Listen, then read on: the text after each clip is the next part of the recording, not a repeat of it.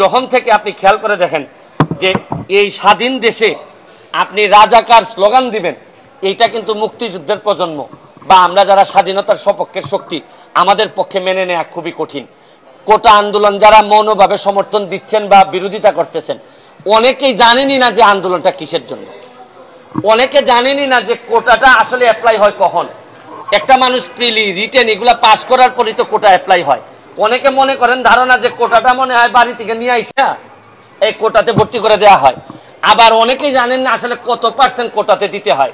অনেকেই জানেন না কোটা না দিলে আপনার দেশের কি ক্ষতি হইতে পারে, মানে পিছাই আছে জনগোষ্ঠী কতটা পিছাইতে পারে।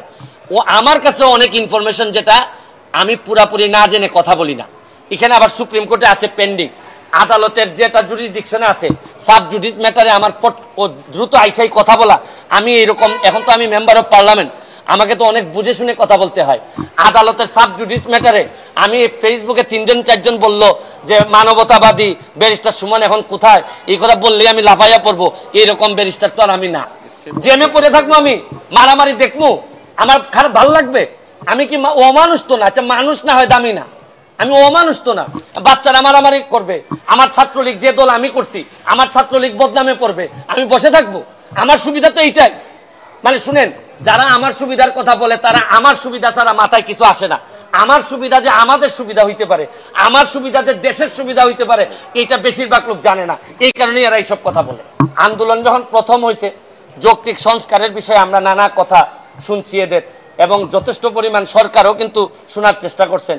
এবং এটা জানেন আপনি, সরকার থেকে এই অ্যাটর্নি জেনারেলের মাধ্যমে কিন্তু ওই অ্যাপিলেট ডিভিশনে নিয়ে আসা হয়েছে যাতে এটা একটা যৌক্তিক সমাধান করা যায়।